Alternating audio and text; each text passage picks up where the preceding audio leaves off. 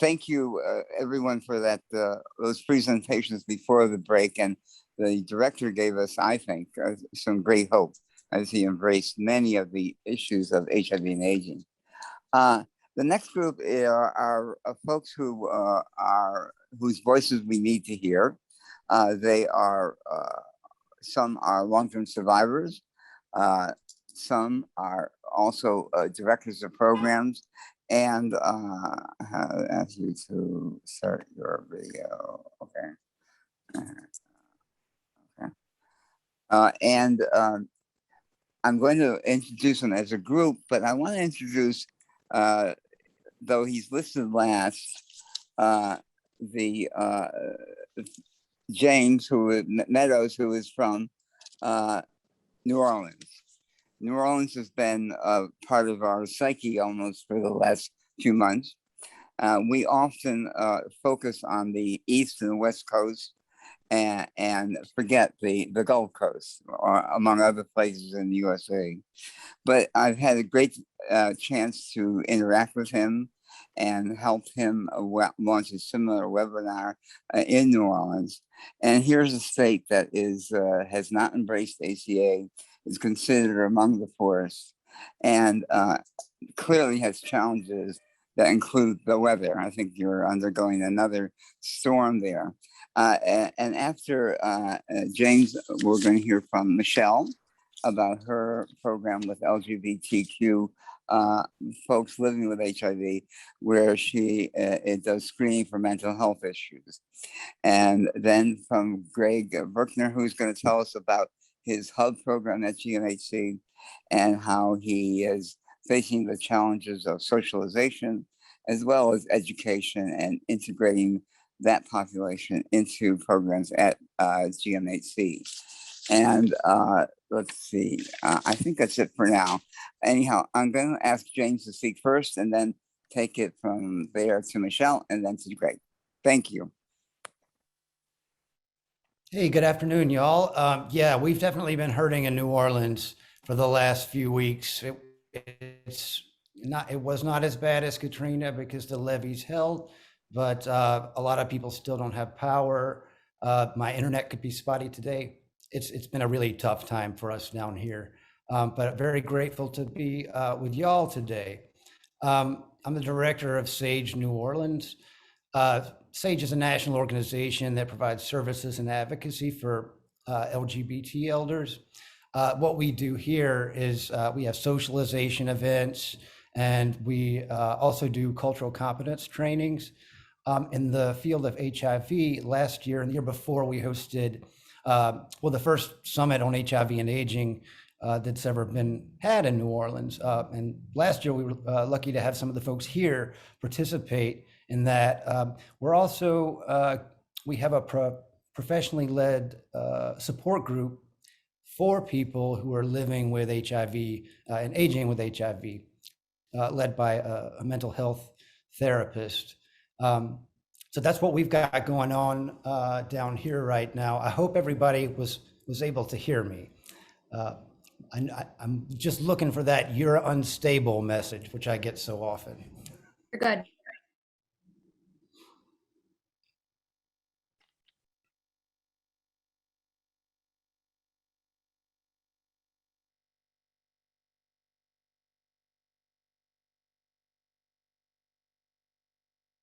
Am I next? Are we ready for introducing panelists, or do we want to say anything before then?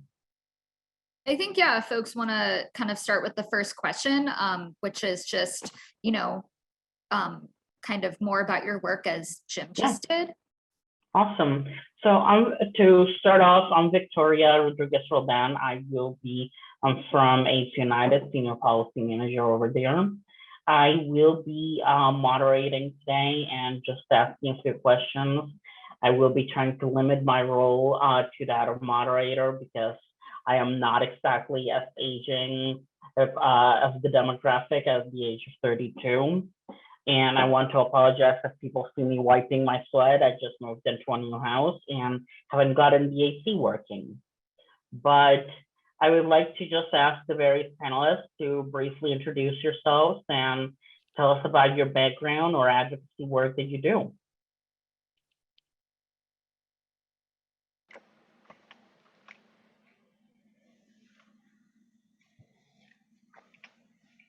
Someone start first. Victoria, somehow, girl, I'm seeing you on the lineup. You're the first picture I'm seeing, so you can start off, introduce yourself, and we'll follow suit. Hi, good afternoon, everyone. My name is Victoria Graves Cade. I am a peer educator at GMAC and have been for 4 years.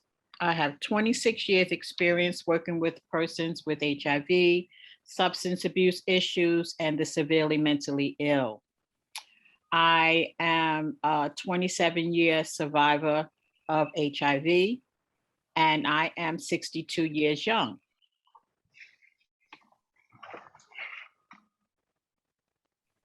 Michelle, do you want to go next?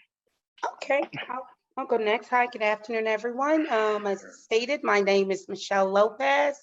I am the Healthy Aging Specialist here at GMAC. I have worked in various capacity throughout. It's been 31 years since I've been diagnosed living with HIV, and I have worked in the field within the last 29 years in various capacities. So you would learn more as I go along with my role here at GMAC later on in the presentation. Thank you.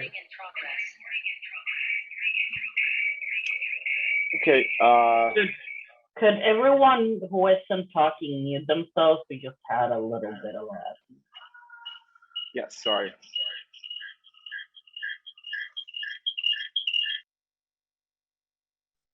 Greg, is everything okay? You're having feedback. You're on mute now, so we can't hear you. I'm muted now, so yes, sorry. There's a little bit of an echo here.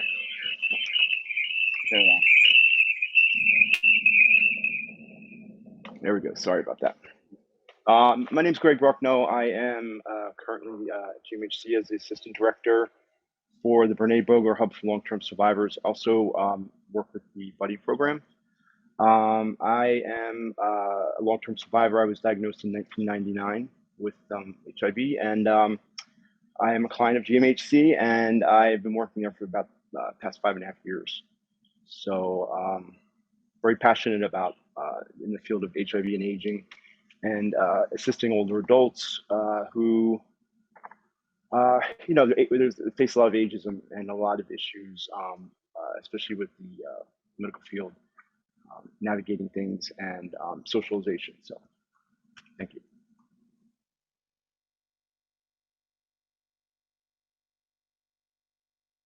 So that is really great to hear, and we have an amazing lineup today. So I think I'm gonna just start off with the first question we have, which is kind of divided into 2 questions. And I'm just gonna start off by asking you all to talk about what are the issues in your mind that are impacting people aging with HIV that you often feel are left out. And this can include within the wider HIV field or among people who focus their work on aging. And also, it can also include, for example, oppressions, intersectional oppressions like racism, sexism, biphobia, transphobia, and so on, and how many of those groups might be excluded as a result. So I'd love to hear from you one by one. And I guess we can start off with Michelle to randomly come up with people, randomly putting you on the spot. Well, no, you're not putting me on the spot. I can say, and this question really gives me an opportunity to expand a bit and be able to share with you all more what my program deliverables are. I'm the Healthy Aging Specialist, and this program here that we have funded by the New York State AIDS Institute is called the Healthy Aging Program. And this is a program to address and be able, what I do, I provide screenings, assessment for anyone identified as LGBT or Q and some of our other acronyms that we have, right? And they're aging 50 and over. They can be living with HIV or they can be negative. So on a daily basis, I am calling individuals that we are serving who fits that profile, right?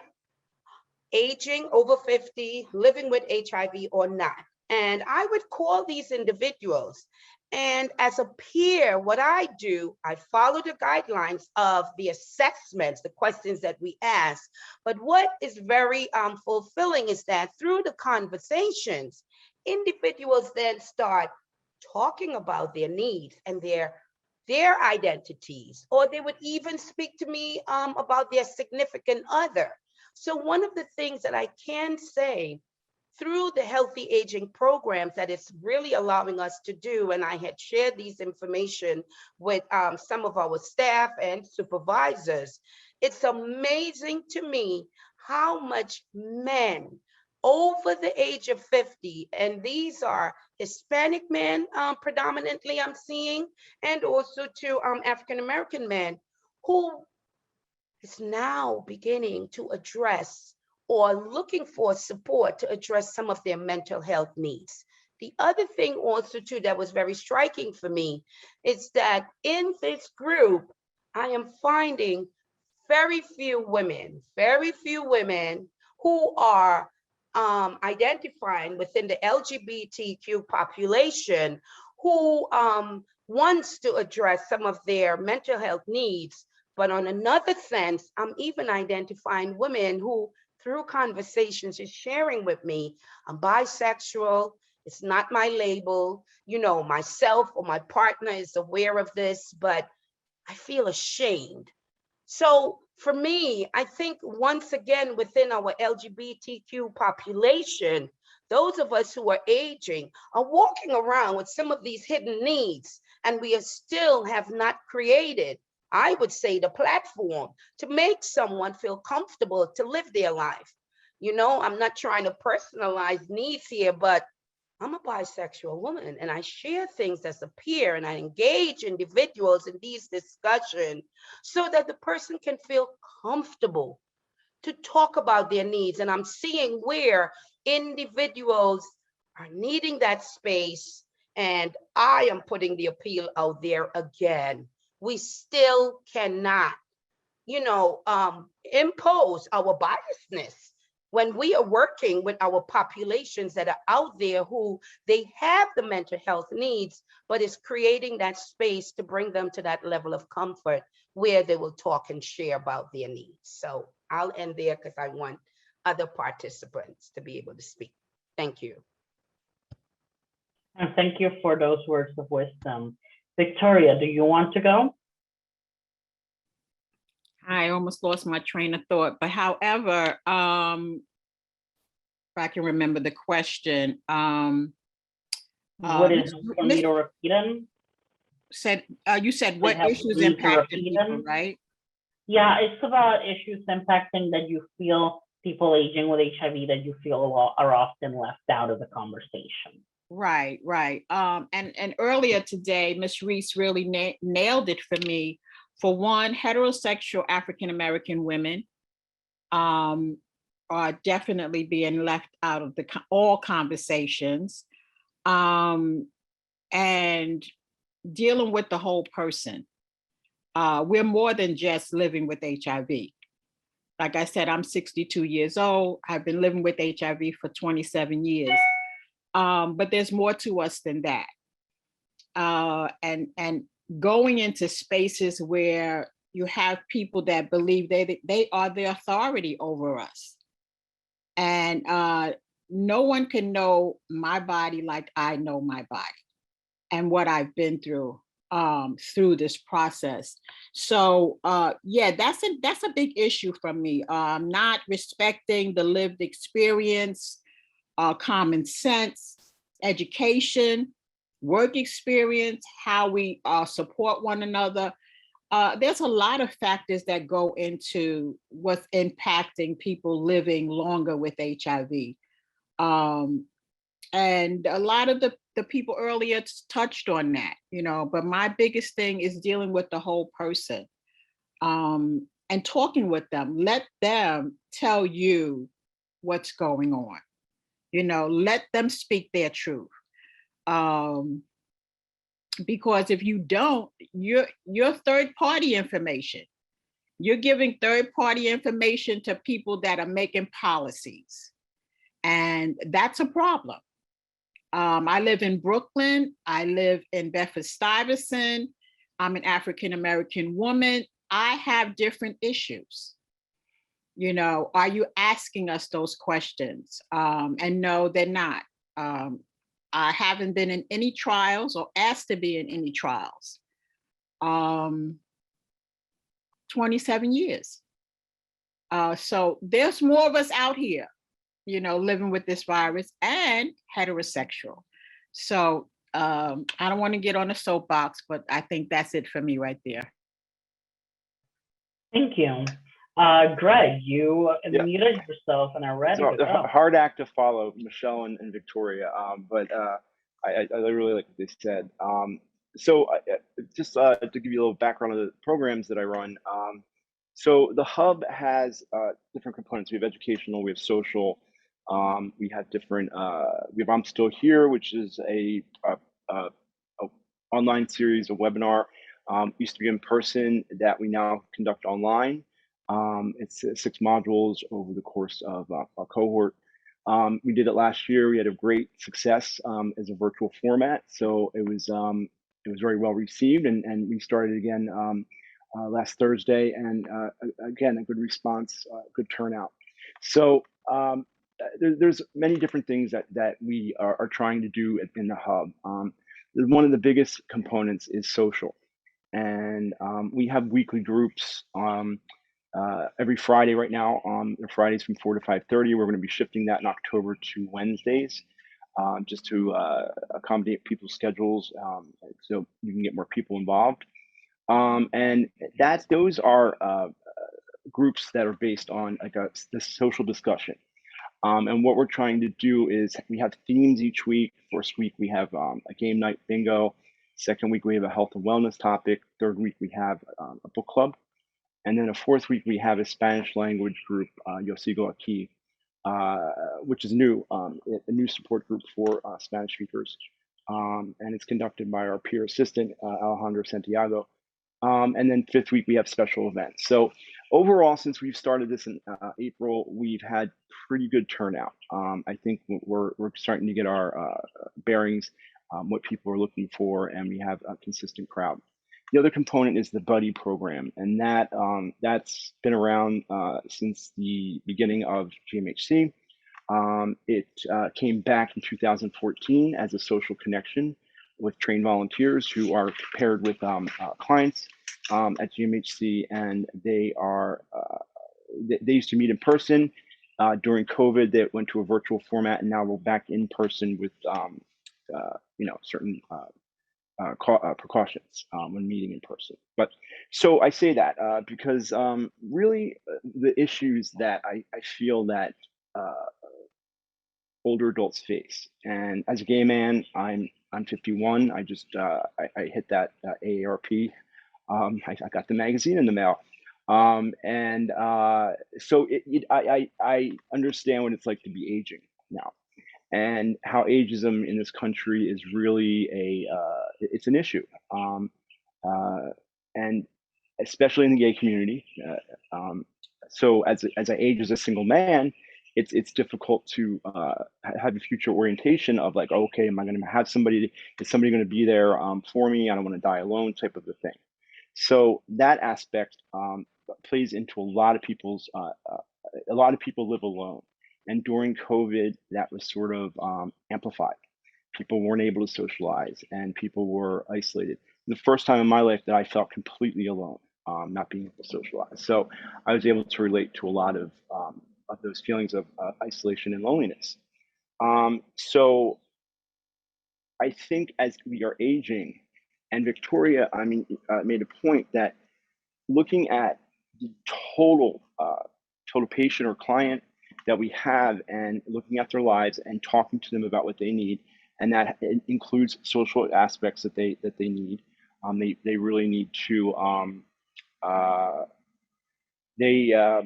I just read Jules' comment. You're right. But I think that we have to look at them as whole people. And I think when we're looking at from like a care point of view, it's having case managers that work with people who have maybe difficult needs or they have higher needs. And really looking at that and how we can incorporate that into older adults. A lot of older adults have Medicare. So sometimes the systems, the case management systems we have in place don't allow for that because it doesn't, it's a Medicaid-based system. So I think that in my opinion, you know, one thing that I try to focus a lot of is the social aspect of things and how, as we're aging, are we, there's programs out there, but are they the programs that people are they helping people? Are they the programs people are going to come to? Do we have centers? Do we need places to meet for older adults? These are questions, but yeah, I think that's what I have.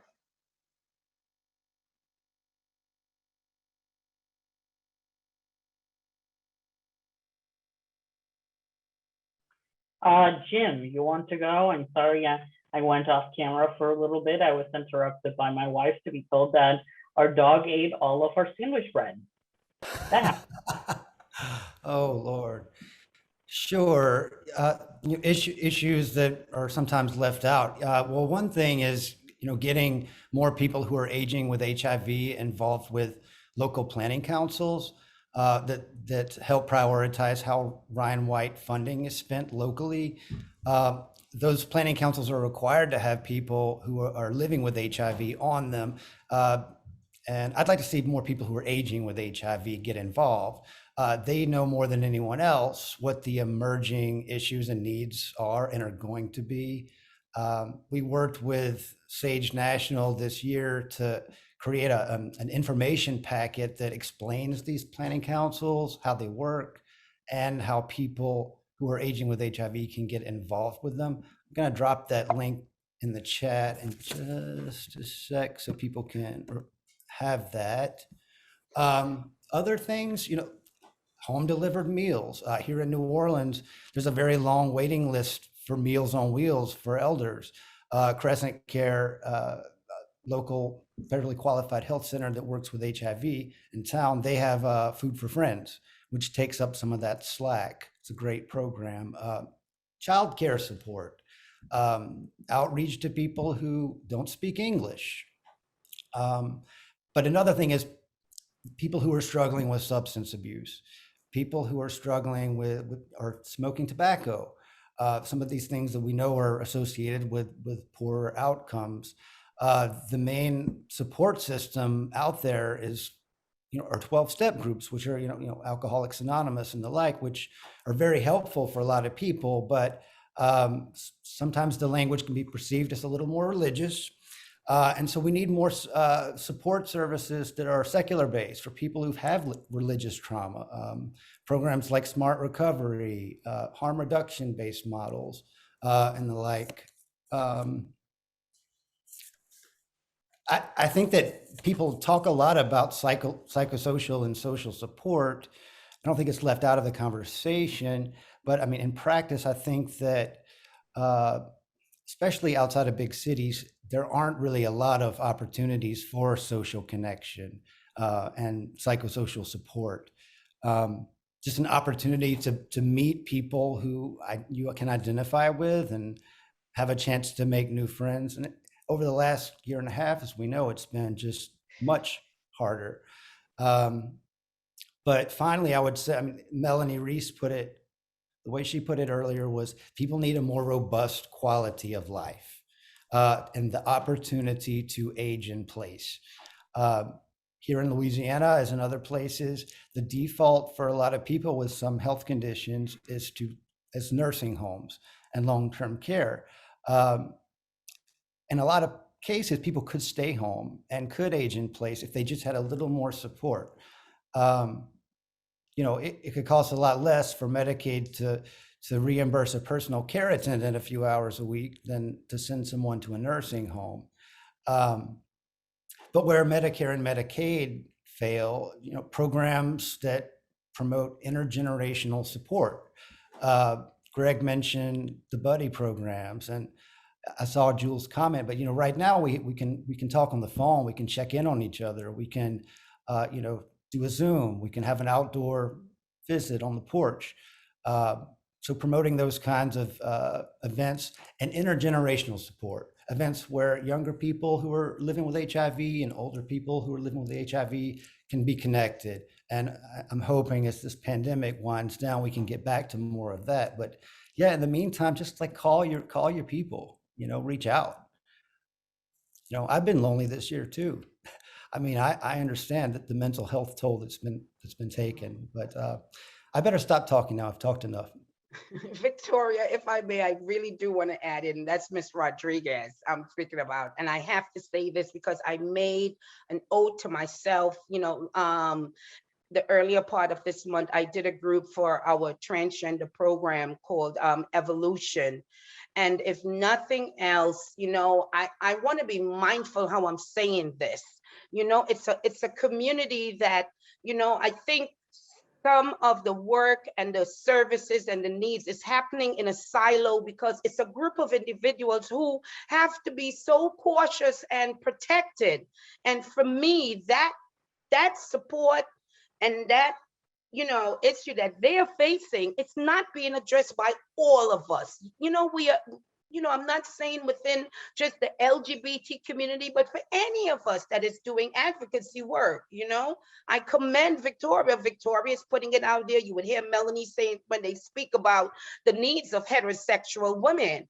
But I have to, for me, it behooves me, right? Again, the work that I am doing, the screening and these assessments for mental health needs and substance use needs, when I hear this comes from, someone who is of transgender experience, it puts things into context, but I'm not hearing from that group.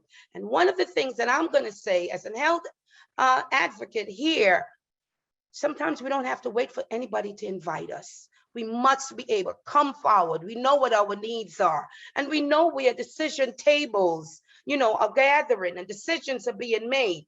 And if we are not there at the table, again, our needs is not going to be addressed because the word patient-centered is not being acted on. I know what patient-centered care means to me as a person, but it's not being carried out in reference to individuals. You're hearing agencies saying we are patient care centered. I'm yet to see it carried out. So I know again where we have a lot of work to be done. Yeah, you're right. Michelle, if I may interject there, you're right. And I think we have to educate younger people about HIV. And it just seems that the society in general doesn't know what HIV is and how you get it and who gets it. It's still considered an other disease. And I speak from personal experience with my niece and nephew. I mean, they had misconceptions about it.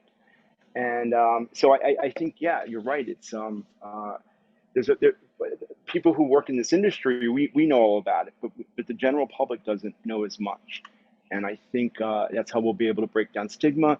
We got to break down ageism, homophobia, racism, all those things, and especially within our healthcare system, because a lot of people that I speak with aren't comfortable talking about their sex life with their doctor because their doctor doesn't want to hear about homosexual sex if they're not a homosexual or they don't have a familiarity with that.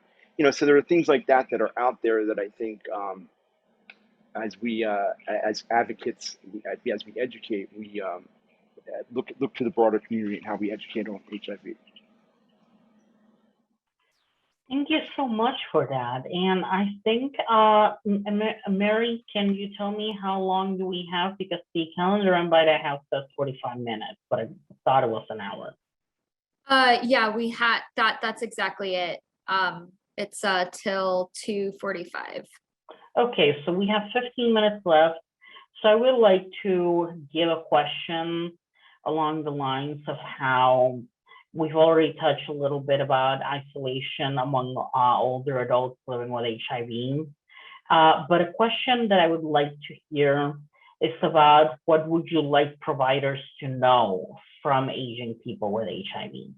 Because providers are a big demographic and they're often non-people with lived experience, which I like to say, we need more providers with lived experience. So what would you like them to know from an aging person living with HIV? Whoever wants to go first, I'm not gonna call on you. This is in law school. Well, for one, and it just goes back to respect. Unless you know that client, you don't know what their lived experience is, you don't know what their history is. Look up from the computer and have a conversation. Because that information that you have to input will get inputted.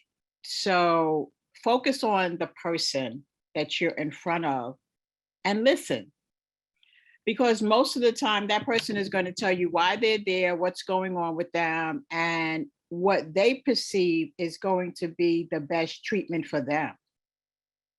And then incorporate that with what you know as a provider to be a best practice. You know, it's a conversation. When I first got diagnosed, we had those avenues. We had support groups where you could talk about what was going on with you before you got to the doctor. And you got information about, well, what did those things you should ask? Now you go into the office and it's just about inputting information in and out. So what I talk to people about in the community is writing a list of questions you have for your doctor. And don't get up until your questions are answered.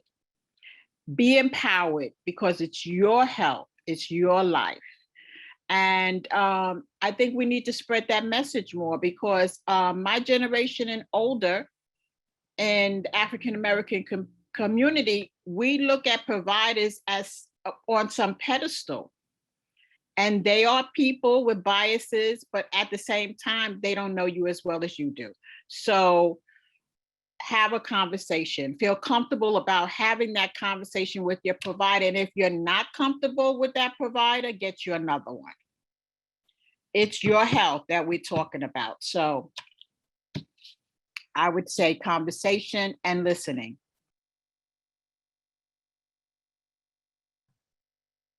This is Michelle. I'm going to go after Victoria. For me, providers needs to know when you are working with the aging population, someone who have identified themselves, I am aging with HIV, that's when you need to put patient-centered care as your priority. I want providers to hear this, because when I come in front of you, and I am one who is willing to share with you some things that I am experiencing, I give to you symptoms that I am experiencing.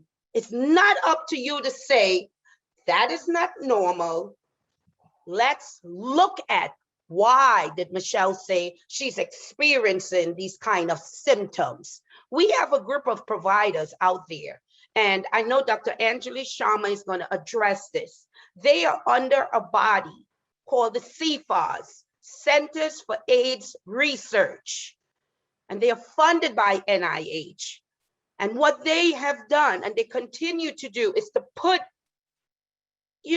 research that is out there that's impacting the lives, not just for those of us who are aging, but we're living with HIV. We are a new focused population as we are aging, right? I experienced menopause, and many of my friends who've experienced menopause before they hit 50. We need to understand, why did that happen to us as women? Things are being done and things are carried out there, and we are not involved.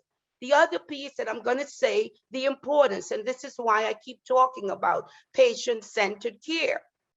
We have things that we can share with you that we are experiencing that's not of the norm, but there has been some data that already talked about this. Very recently, I shared some data about some mental health issues that's going on with women with the same group of researchers who was here in the United States. This was a study done with women in Africa. Something that I have learned, go out there. We know what our needs are. Seek the things that are going on and ask, why aren't we incorporated into this work that is going on? How do we know that there's enough gerontologists across the country to address the needs of those of us who are aging with HIV? How many of us have spoken to the need of those of us who are aging? Again, as the transgender population, we have some different issues that we, that community is dealing with.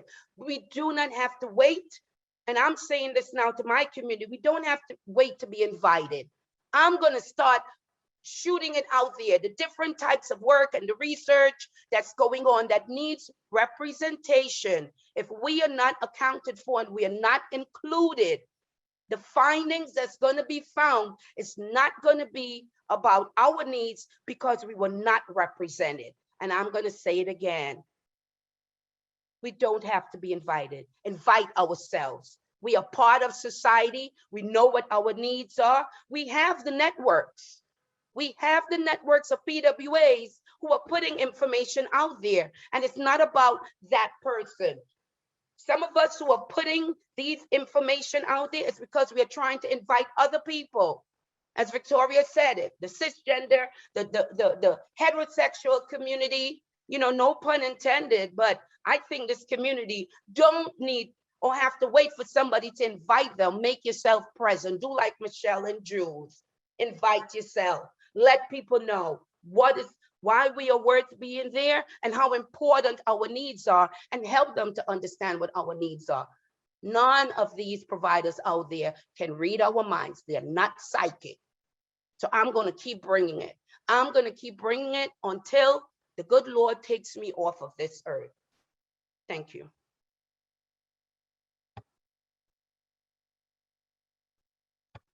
I can never follow an act like that, so I don't know what I'm supposed to say now after Michelle. Let me tell you. No, I feel like we also have to educate younger folks who have HIV about things, and not wait till people are 50 or reaching 50. As a prevention model, I know it's done, but really look at how we can educate people on how to take care of themselves. Know what medications they're taking, getting rest, not doing drugs, maybe not drinking, things like that are really important, because as we age and these things come up, sometimes the comorbidity set in already, and we may have been able to prevent that based on what we know now. So I think advocating for ourselves is excellent, but also because I know when I was first diagnosed in 1999, I didn't think anything about aging. I didn't think I would hit it. I didn't even think about the age of 50. So I think a lot of younger folks are like that, and when they hit 50, and suddenly everybody's saying, "Oh, you don't look 50," but the ageist comments that they get, they realize that they are, and then all of a sudden things creep up. And so I don't know.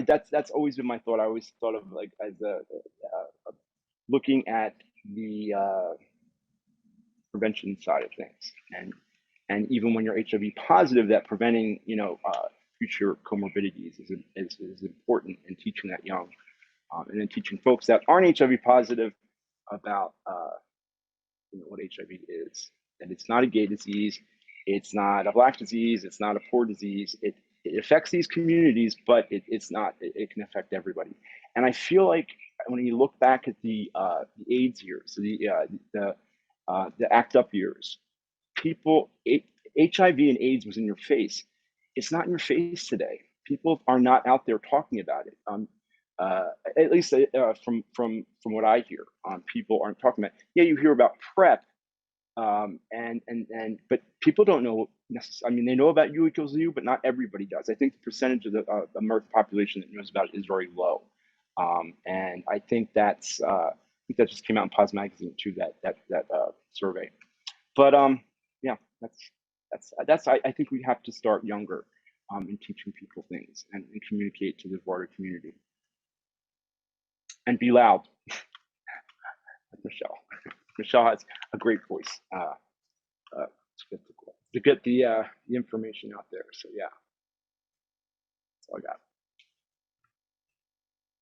I don't have much more to add than what the panelists have said, and some great things being said in the chat as well. But you know, for people in the audience who are working in elder care, you know, tell your colleagues that the face of HIV is changing. And if you're working in HIV care, tell your colleagues that elder issues are the things that are going to be coming up more and more. But also for other people, you know, just looking to be an ally, I mean, volunteer for organizations that do provide psychosocial support.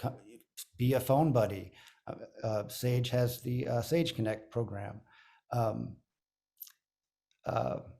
You know, we're trying to adapt to this crazy world where we're not able to get together, but there are ways to have events where you can be outside. We've got a walking group that we have every week. We've got a book club that's going to meet outside, but just, I think that this lack of social connection right now is the biggest, one of the biggest problems. And so And we're I just think, kind of adjusting. Jim, I think for me, we're allowing it to be a problem because I think it's a point in time in this HIV community that we teach our funders. We know, yes, what, you know, they ask us, this is what you're funded to do. But we got to be innovative and let them know what the community is saying their needs are may not be within the parameters that you all want to fund. And innovative wise, we're going to make this twist because we want to fulfill an outcome that we are trying to get with our clients. You know, I want to keep the focus today, here and now on this aging population. You know, I keep saying it, we are missing the boat because people are not having the conversations directly with aging folks living with HIV or who have prevention needs. And, you know, again, I'm going to step back from the prevention piece, but, you know, I am a care, navigating care and advocacy. And yes, let's look at the population who continually keep being left behind, and we got to find ways to let them know the door is open. They need to be at the table when decisions are being made. You know, I cannot speak as a heterosexual woman. I can speak as a Black woman. I can speak as an immigrant.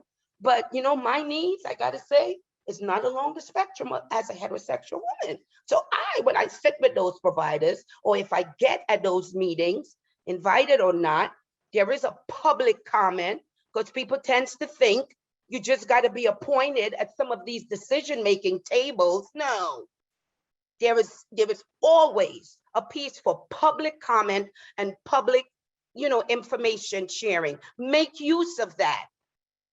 I very much remember as a young girl when I first got diagnosed, the people who said it to me, Moises Agosto, okay, some of them have passed on. They said, Nena, we can't talk for you, but we're going to bring you at the meeting for you to talk about the issues. Have we forgotten this? Have we forgotten this? Stop the clicks, because there's a lot of clicks that is going on right now in our HIV community. We know who is not at the table. Get them there at the table so that they can be able to present their needs and their issues as they're aging. Thank you. Oh, thank you so much for this. We have only 2 minutes left. So in the spirit of taking audience questions, I'm going to try to take the most compelling looking one that I found here, which is, why is it that the older HIV survivors are treated like the forgotten people when they have paved the way for where we are here today?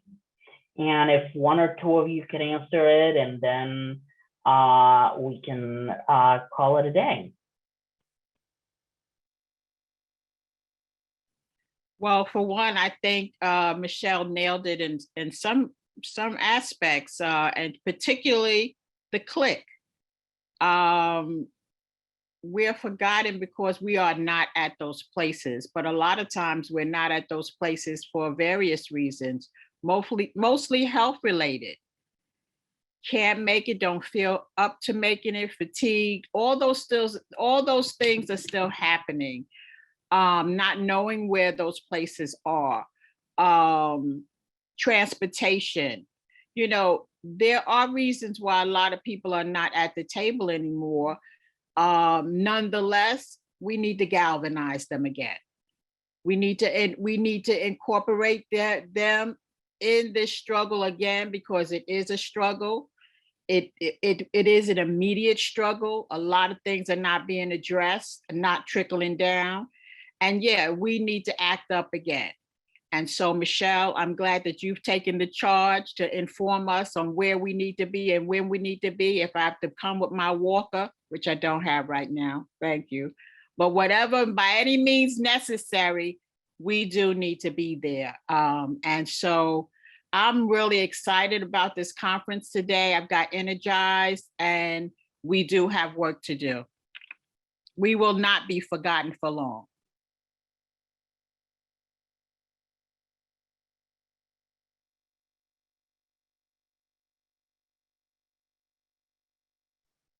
So unless anyone wants to go, I just want to thank everyone for your time. You've been amazing. You've been very charismatic, to say the least, I would dare say, and give hope for those of us as we move forward in our age too, who are not yet aging. So with that, I'll just pass it back to the host.